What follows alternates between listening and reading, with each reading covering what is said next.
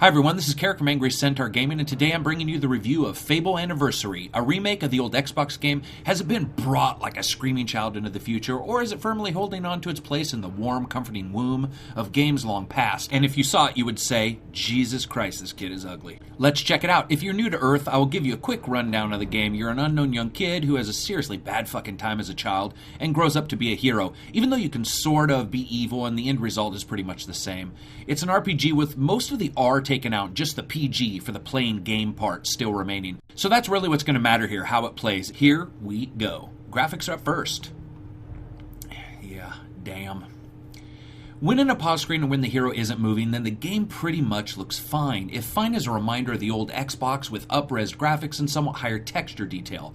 The very equivalent of doing just enough to get by. This is the Shia LaBeouf of games, copying the tactics of others, namely HD remakes, but really doing nothing more than copying it and releasing it, and with far less overall success and talent, to the point where it's deemed straight up fucking against the law. The moment the game begins to move, the lurchy, random FPS and occasional stutter rear their ugly head. It can simply not be possible for a game that looks this blah to perform this poorly on a system. I mean, at times it felt like there was something going on I wasn't aware of. Was the Xbox 360 figuring out Pi? Was it searching for alien life? The rest of Mickey Rourke's nose? Was it trying to find Seth Green's fucking career? These things would cause a performance issue, but nope, something was eating up the CPU cycles, and it certainly didn't appear to be Fable. This is a casual mockery. It's a random bird being flipped your way by someone who promised to deliver a package to your door, but instead just flipped you off and tossed it down the fucking steps near your apartment. There's just a stunning lack of care. The game simply doesn't perform well, despite not being asked to do anything special at all other than not fucking crash, which apparently on many systems it does. Really, there should be a lot more going on in this title. It's basically an emulator, and I wouldn't be being honest if I didn't say I expected a lot more. Is it terrible? No. I mean, yes. It just, I don't know, it depends.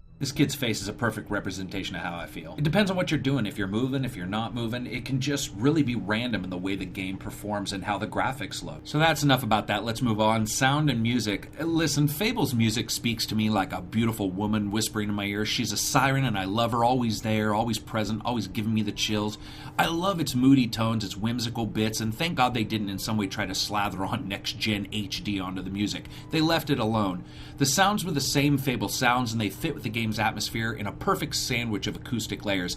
I dig both of those. Really well done. Gameplay's up next. I'm going to have to sort of separate it between gameplay that was good and then gameplay that was impacted by other factors in this title. So here we go. Gameplay. Fable gameplay has never been amazing, nor has it been deep. It's been more of a mixed experience of graphics, sound, and gameplay. Now imagine whacking the leg off of a pyramid and you have gameplay and sound. Sound is good. We've already discussed that. So you're left with gameplay, but it's the same gameplay as before, so... Have you ever tried to ride a tricycle without the front tire? Me neither, but I assume it would be maddening because you know what the capability is, but god damn it, you just can't get any traction. Fable's Fable. You grow up, get tattoos, make decisions, piss people off, steal shit, get married, and adventure in a fantasy world about 30 hours long. And even includes the old expansion's content. Swords, magic, and treachery are the words of the day. You can upgrade your spells, weapons, and hero, and you can boast about how much ass you'll kick. For every step forward it takes, or step sideways because it's the same game as before, it's held back a step by the game engine. Even the fucking menus are laggy. The menus are laggy. The menus have lag.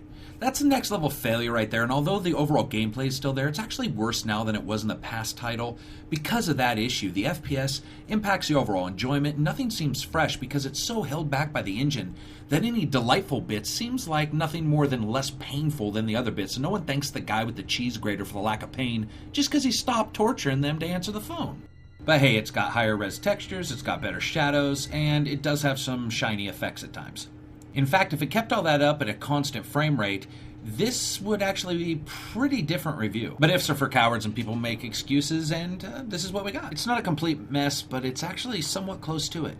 So what do you get with Fable Anniversary? You get Fable 1 from the old Xbox. It looks a little bit better, but frankly, it performs a hell of a lot worse. So I rate game... Actually, it doesn't even matter. I'm not even going to go through the rating scale. This game isn't worth getting. It needs a series of patches, and then a series of patches that have patches so that they can find the developer and slap them in the fucking mouth. If you can't stand your life without Fable, you can go ahead and get the game. It's not going to kill you. Thanks for listening. If you liked the review, hit like. If you didn't like it, hey, hit dislike. And remember, dogs always poop while aligning in a northerly direction, which is important if you're lost and have a dog. And you need to know where north is.